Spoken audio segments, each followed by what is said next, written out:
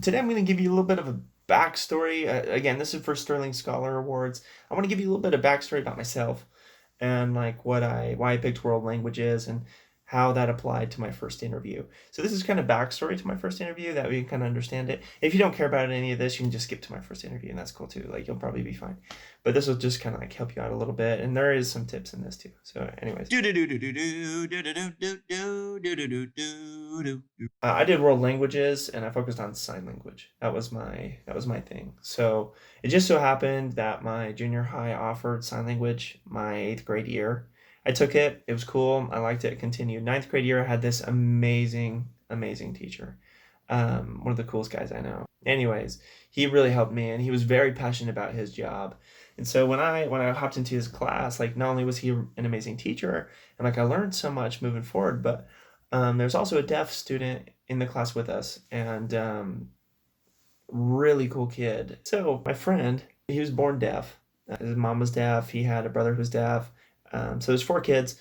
The first 2 were deaf. The younger 2 were hearing. His mom was deaf. His dad was hearing. So um, really cool scenario. But the sad thing was that he was the only deaf student in our high school, and he didn't know any English. He can't speak. He can't do anything. So like no one talked to him. So he went home every day and just played video games and I don't know. I mean, he ran track and he was like the fastest kid ever. And yeah, I mean, like he'd run around and run miles upon miles and miles and miles and miles every day, but just had no one to talk to ever besides his brother and his mom, and kind of really tough. And I didn't actually know that going in. But I started talking to him because I'm like, dude, like I'm learning the language and like you're right here. Like let's figure this thing out. Like come on, let's like talk, bro. Like I want to know who you are. And we ended up becoming like really good friends. And he helped me a ton to like finesse the language, and he taught me so much about the culture. And I ended up going to like all these deaf club things. I visited his family and ate dinner at their home all the time. Like me and him would go down to our neighboring city to go reunite with like 10 or 20 deaf individuals, or interpreters or whatever, to hang out with them. I went to New Year's Eve parties that were deaf New Year's Eve parties, which were super cool. And honestly, it's just an amazing culture, and I love every bit of it.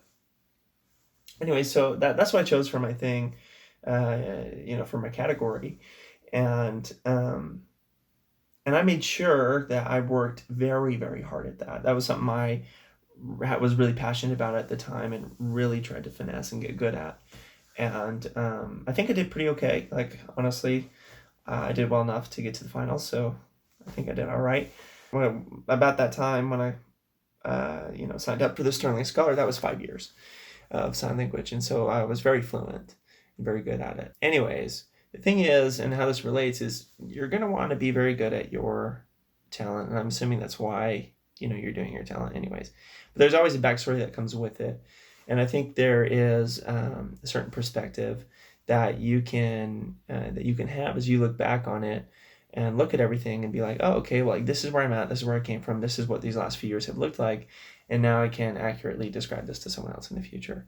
And so you're going to want to do that. You're going to want to be able to take a step back and be like, okay, well, what got me into this? Why do I like it? And then what does that process look like for me over the course of however many years? And I don't know if I can relate to all the other topics. I'm just going to have to use mine because that's what I know and understand.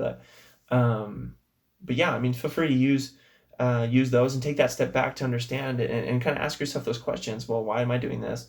Why do I like it so much? How am I using it day to day? And what are my goals in the future? Am I going to want to use this moving forward, or am I not? Is this just for now, or like just to get by, or like is this something I want to continue doing? Or maybe if it's not what I want to continue doing, at least I'll have those talents and they'll help me in the future. So like you're going to want to, kind of think about those things, and that'll help you moving on. I'll talk a little bit more about that interview this next one. I just want to give you a little bit of backstory about me and why I chose sign language for world languages. All right. Well, feel free to like and subscribe, you guys. I'm going to keep pounding out these videos. That way, in some way, I hope I can help you, give you an idea of what you might want to do moving forward.